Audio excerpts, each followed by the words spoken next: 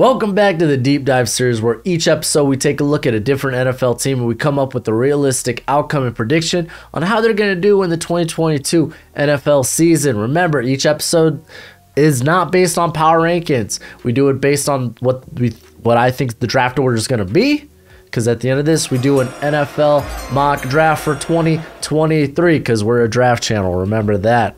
Prospect rankings, they will be out probably the week of 4th of July. At least that's when they'll start coming out. So be on the look for that. I've got a lot of scouting done thus far this summer, and feel like I have a lot more ahead of me. But what's crack-a-lackin'? It's your boy Broshmo, just in case you did not know. So we're going over the Carolina Panthers, a team that a lot of y'all probably think should be a little lower on this list, but there's some optimism, at least for me, when it comes to this team. So let's go ahead. Let's start with the offense, and I will say optimism for me is not with the offense. It's mainly with the defense. I'm a big Phil Snow guy, but talking about the offense, Matt Rule, he's more of the overseer when it comes to this. We're going to be seeing probably a Ben McAdoo type of offense. He's likely to run an up-tempo West Coast offense that really takes advantage of these just like the horizontal passing game. Back when he was the OC for the Giants in 2015, he mainly operated out of the shotgun, and he ran no huddle about 65% of the time. He really likes to keep defenses on their toes and just not allow them to be able to switch their personnel. Typically, he wants his quarterback to get rid of the ball quick. We're talking like 3-step dropbacks, and he really expects his playmakers to make plays after the catch. I expect them to utilize a ton of screen and a ton of screen plays. I expect to see a lot of RPO as well, because they got really good playmakers in the form of CMC and DJ Moore. These guys can create after the catch. Now, keep in mind, this team did start 3-0 when they had a healthy CMC and Sam Darnold. I know when CMC came back, they were 1-3 before they decided to shut him down for the year. Keep in mind, the dude wasn't really didn't look healthy when he came back. So maybe that changes with a healthy season from CMC, but the guy has been often hurt. Now, when talking about McAdoo, I was looking this up, and back in 2018, he was talking about Sam Darnold, how he was super excited about Sam Darnold as a prospect, his big play potential, but he was notably very concerned with his throwing mechanics, and apparently that's been something McAdoo has been very bullish with Sam Darnold on thus far this offseason. So there might be some reason for optimism when it comes to the offense. Let's go ahead and let's get into the offense. Yeah, this offensive line, I think that's the first place we need to start, because it was biggest place of concern. And they went ahead, they drafted Ken McWanu. He's probably going to be one of the better run blockers immediately when it comes to these rookies. But he is going to be a guy that needs to develop better in the passing game. But he does have high upside in that. We did see him take good steps in his final year at NC State when it came to pass protection. I'm thinking likely Brady Christensen this means he moves into one of the guard spots, likely going to be left guard, because they bring in Austin Corbin from the Rams, who will probably be the right guard spot, a guy that's kind of resurrected his career after kind of like fizzling out with the Browns, moved to the Rams, and he's been at least an average starter. They bring Bradley Bozeman, who has been another guy that's just an average starter at center. And, of course, they got Taylor Moton, who is just phenomenal, easily the best player on their offensive line. But this line already looks better than it did last year. As you see, some of the guys that were starting last year, Cam Irvin, Pat Elflein, Matt Paredes, not even on the team anymore. Those guys that were starters no longer, Dennis Daly. So yeah, that's encouraging. That is super encouraging. Michael Johnson on the squad. Dude's been one of the worst blockers in the NFL. I don't know how this cat makes a roster, but I don't see him making the roster, in all honesty. They do have Cade Mays, who they drafted this past season in the 6th round, a guy with a great body type. Just plays never been consistent. Deontay Brown, another more heavy mover when it came to the interior. So there's optimism that a lot of their now depth guys were their starters just a year ago. So this team, at least from an offensive line perspective, I think it looks a lot better. Brady Christensen, it'll be interesting to see how he does there on the interior now at left guard. But I feel good about both tackle spots. You got at least some average stars there on the interior, and that's something with the offensive line you want to creep back towards average, meaning, hey, your worst starter on the offensive line, you want them to at least be an average starter. You really don't want there to be any liabilities. If you have these replacement level below average starters, then yeah, your line is going to struggle. And I don't really see that with this team, with really Brady Christensen being probably the biggest question mark. So I feel a lot better about this offensive line. And let's talk about the playmakers a bit, because that's going to be a big aspect of McAdoo's offense, getting the ball into these guys' hands fairly quickly. CMC, if he could stay healthy, the best receiving back in football, bar none. DJ Moore is fabulous with the ball in his hands. Terrence Marshall is going to be interesting. Will he get playing time this year? It will be the question. Will he come in and play in the slot where he played there in his final year at LSU? Guy that's really good at finding the soft spots in coverage, and good athlete. They also have Shi Smith, former slot guy from South Carolina. Probably likely to make the roster because they don't really have a lot of great depth at receiver. I mean, they got Brandon Z there, who actually took a lot of the starting time away from Terrence Marshall last year, kept him at bay. But he doesn't excite me really that much. Robbie Anderson's is just nice vertical threat, which is going to be interesting to see how he plays with this offense. What role will he find in this offense? As I said, they're primarily a horizontal passing scheme. Rashad Higgins is just a solid receiver. I like that. Keith Kirkwood, he's a bit of a vertical threat, but also like a kind of a return specialist. You could say the same about Andre Roberts. Probably the only other guy among their UDFAs at receiver. Charleston Rambo is probably the only other guy worth mentioning here. But even then, I see their starters being like, you see Robinson, Moore, Marshall, easy making the roster. Higgins, I think, will be the fourth wide receiver. Brandon Z, I definitely see him making it. The question is Shi Smith, Keith Kirkwood, Andre Roberts. There's some questions there because some of those guys have return capabilities. So it'll be interesting to see who sticks at least at wide receiver 6 for the squad. At tight end, man, they signed Ian Thomas to it was like 3 years, 15 million, 18 million, something like that. And it was just kind of curious, man, because yeah, back when McAdoo was running around with the Giants, like he expected a lot from his tight end position, and they're paying Ian Thomas like they expect something from him. So I don't know. I like Tommy Tremble a bit better.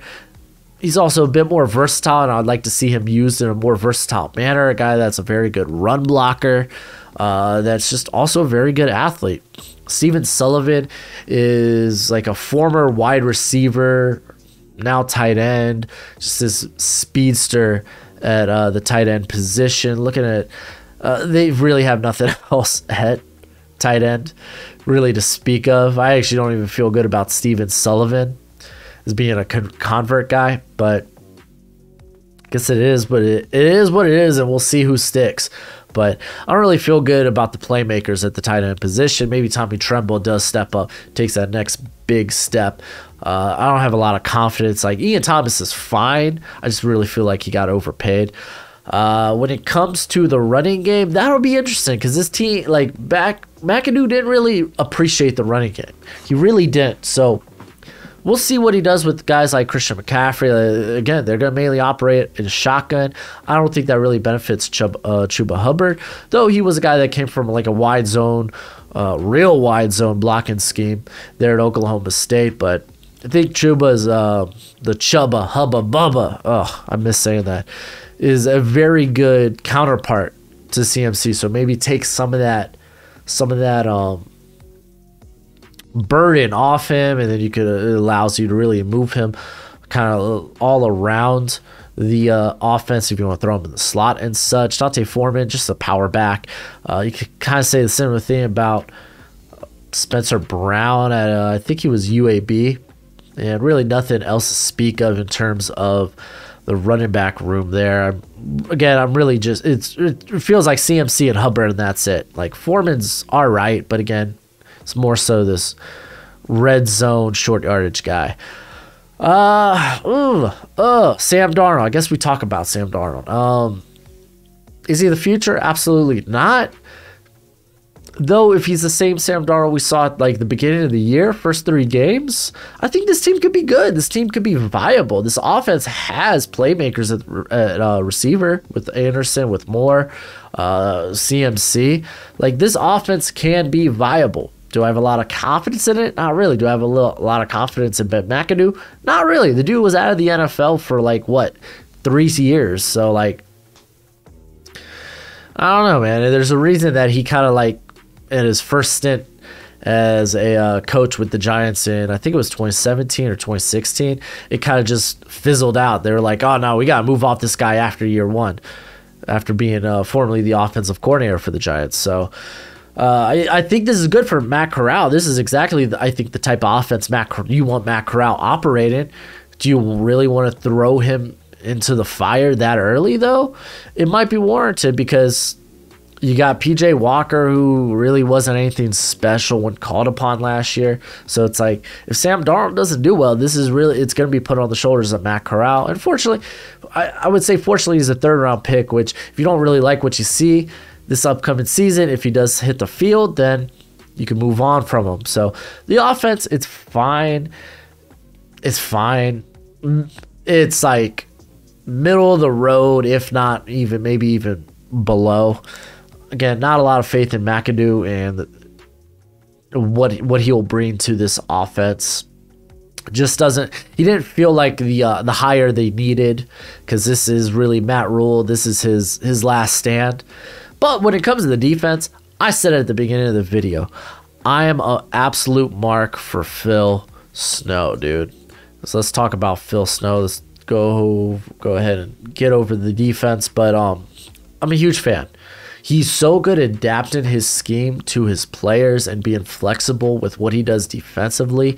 I mean, he shows the offenses just a ton of different looks, and he's just very creative with how he blitzes. They had Carolina third highest blitz rate last year in 2021. In coverage, he does a plethora of things, and he typically tries to hide behind like a cover 1 shell, though he does call a lot of cover 1 man a lot, but you'll see like cover 3, you'll see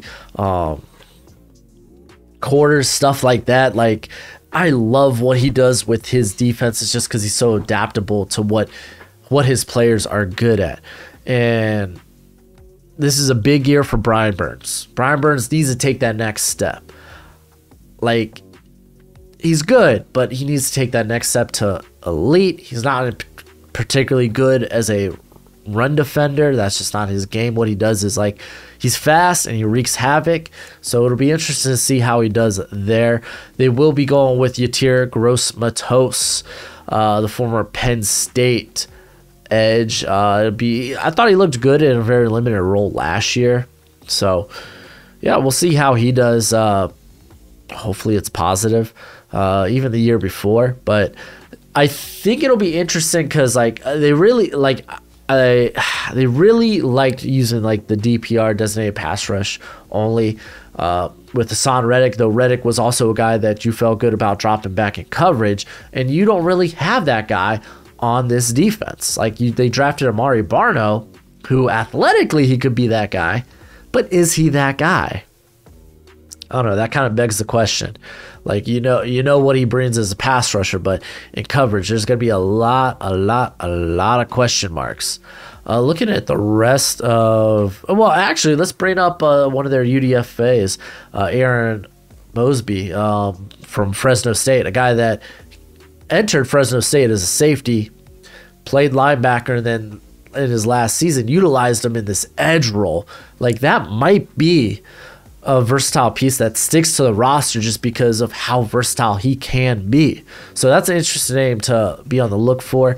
But they got some good depth pieces in Haynes, Mariner, Teoti? Hopefully I didn't butcher that too much. But yeah, in terms of the interior, Derek Brown, man, he's solid. He's good. Matt Ioannidis. Oh, gosh, I suck with names. My apologies. But very good pass rusher. Very good pass rusher. I expect him, and they actually used Phil Hoskins quite a bit last year. They bring in Marquand McCall as a UDFA, a guy that has a very small sample size at Kentucky. It's really just this nose monster in the middle. Maybe Davion Nixon steps up, a very wonderful athlete, but a guy that was still far from what he should be as a football player.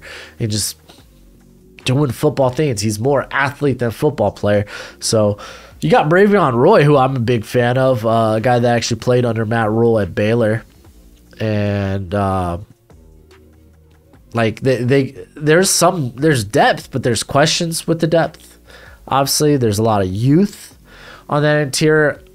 I think they're going to use Matt I more as a pass rusher, but I don't really see, maybe Bravion Roy and Hoskins. I think those are the next guys to see a bit, unless Nixon has this big leap in development. I don't know. We'll see. When it comes to the linebacker group, it's kind of a mixed bag outside of Shaq Thompson, who's one of the better coverage guys at linebacker. Like Damian Wilson. Didn't he get arrested recently? Or am I thinking of someone else? Yeah, he got arrested back in April, and charges of assault with bodily injury. I don't know much about the situation. Maybe he sees a suspension, maybe not. But it's not like he's good. He's not. There's a reason. When he was with KC, he was kind of a liability. I believe it was KC. But Brandon Smith was one of my favorites in the draft process. A guy that's he was playing that overhang role at safety, and then tried to transition to linebacker. He doesn't have that physical tendency when he's facing guys bigger than him, and that was the thing. Maybe that's something you teach him. But again, I have a lot of faith in Phil Snow and what he can do with him. They got Corey Littleton, who was years ago back with the Rams one of the better coverage linebackers, then just was an abomination when he joined with the Raiders. I don't see any of these guys I feel like this team's going to be a liability against the run. I really do. They're going to get Jeremy Chin up there in the box because he's another very versatile piece that they could use in the box. His athletic ability allows them to use him deep. So he's going to get involved, but this team does not look like they're going to be good against the run next year. They really do not. I mean, even Kamal Martin, dude, he's really just an undersized linebacker, very good athlete. I think he came out of Minnesota. He was drafted initially, I think, by the Packers. Nothing special. So I do worry about, at least when it comes to that second level, that run defense looks piss poor, but I feel good about them in coverage. Corey Littleton, I think he could really turn around his career. And sure, I was talking about Brandon Smith, how wonderful he is as an athlete. You could say the same thing about, I don't even know if this guy makes the roster. I think it's Kalan Tolson, former Illinois linebacker that just tested out like a freak at the combine. So, and I mean, Smith and Tolson, they both have size. That's the thing. They have size. We're talking 245, 250. So it'll be very interesting to see how they use those guys. But I really don't feel good about this team in terms of run defense. Going to the secondary, they got ballers. They got players. I imagine J.C. Horn's going to be playing on the outside with Oh man, it's a little bit of a toss-up, man, between Dante Jackson and CJ Henderson. Because Dante Jackson, like, he's one of the few guys with sub 30-inch arms that's played pretty good on the outside. Like, he could be a bit streaky, but like, he's such a wonderful athlete. And honestly, I like him a lot in the slot. And CJ Henderson, I probably prefer him on the outside when it comes to my when we get to my projected starts. It's probably going to be like that. But with CJ Henderson, he's not a good run defender in the slot either. So I just feel better about Jackson there. They do have Keith Taylor, who formerly from Washington, great length. Saw the field a little bit last year, played pretty well. They bring in Rashawn Melvin, who's just this a solid journeyman. Stanley Thomas Oliver, when asked to play, he's actually played pretty darn well. They do have Kalon Barnes, but he's born in the mold of a slot guy. He's just this stupid track athlete from Baylor. That's typically the guys they have. Going to the safety position, shit, we talked about how versatile this cat can be. And they have Xavier Woods, man. He's an above average starter there at safety. Like, the dude is good. Surprised that he, they only got him for like, 1 year, $6 million? Xavier. Out here misspelling stuff. Xavier Woods contract. No, it was there 3 year, $15.75 million. That, my friends, is a steal. Golly, like, dude's just been solid throughout his whole career. I thought he played pretty well for the Cowboys last year. But again, with how they value the safety position, they weren't going to give him money anyway. Justin Burris, he's more of a box option. Sean Chandler would have called upon. He's played pretty all right. Kenny Robinson, former West Virginia safety, played in the XFL. A guy that's actually got a lot of good athletic ability. So, like, they look, I think, really good in the secondary. I mean, there's questions who's going to start on the outside between, like, Henderson and Jackson. But even then, like, the depth there with Melvin and Taylor and even Oliver Thomas, like, I feel good about this team. In coverage. I feel really good. This team was a bit hit or miss last year. Will the pass rush be a theme this year? We know this team's going to want to blitz. We're going to see a lot of that from Barno. Maybe we'll see some from Brandon Smith. It's going to be very interesting. I think where this team falls short is definitely the run defense. I think this run defense is going to be god-awful. It's going to be one of the worst in the league. But again, Phil Snow is so good at adapting his defense. This is the reason for optimism if you're a Panthers fan. It's this defense. This defense is good. This defense, at least in terms of the coaching, they got some players. They got a potential all-star in Brian Burns again. He needs to take that next step. But, like, this is why I'm optimistic about this squad, about this team. So, with all that being said, see, they got Andre Roberts right now listed as one of the return men. So yeah, I really like going back to the offense. I really feel like this spot with Shi Smith and Keith Kirkwood, Andre Roberts, that's the battle there to watch out for. The other 5 guys I think are cemented, but let's go ahead, go to my projected stars, and I do this based on who I think is going to see the field the most, who's going to see the most snaps, not based on your base formations. So let's take a look at the Carolina Panthers. As for offense, I got Sam Darnold, Christian McCaffrey, DJ Moore, Robbie Anderson, and I got Terrence Marshall. I think he takes that next step. Ian Thomas, they paid him, so I really think he's going to be the guy, not Tommy Tremble, though I'd be pleasantly surprised if it was Tommy Tremble. And then we got Ikem Ekwonu, Brady Christensen, we got Bozeman, we got Corbett, and we got Taylor Moton. I'm feeling a lot better about that offensive line going into year 2. Let's talk about the defense with Brian Burns, Zaire Gross-Matos. Ooh, what a name. Derek Brown, we got Matt we got Shaq Thompson. I'm putting Corey Littleton here. I think he might reemerge this year. I'm going to put Dante Jackson in the slot, but again, easily could go to the outside. But I think CJ Henderson is just I think Jackson's just going to be a better slot guy than Henderson. Henderson's better on the outside, but you got J.C. Horn there as well, Jeremy Chin, and Xavier Woods. So when it comes to how I think this team will do, I got them at a hot 6-11. I got a ton of 6-11 teams.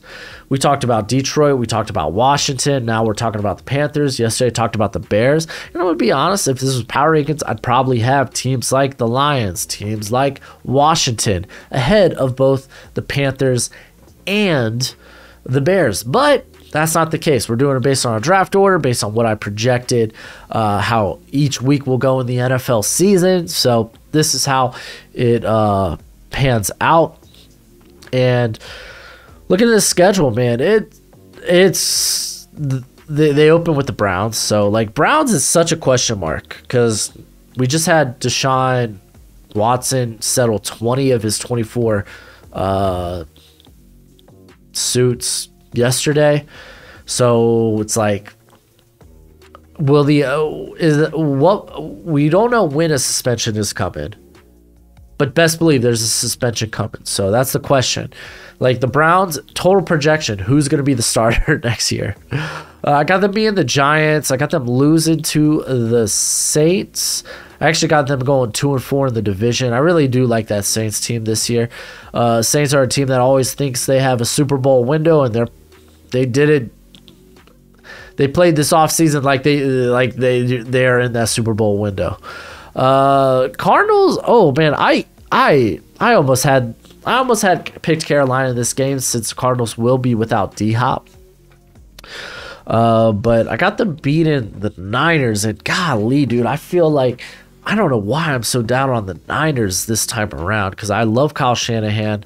I really like the team that they got in tow, but I don't know, man. Something about the Niners, like it's probably Trey Lance. I really think Jimmy G is going to end up being the starter, but I don't know. That's a video that'll come down the line. But losing to the Rams, I got them beating the Bucks once, and I figure if I'm going to have them beat the Bucks, it's probably going to be at home. They don't get their bye till week 13, which they got a tough stretch going into their bye. Denver, Baltimore. They got Atlanta twice, the Bengals, but they get the Seahawks and they get the Steelers. They get Detroit. Like coming out the bye, those first 3 games aren't all that crazy. I think all 3 of them are pretty winnable, but I got them losing out to the Bucks and the Saints because those teams are going to be vying for playoff seeds.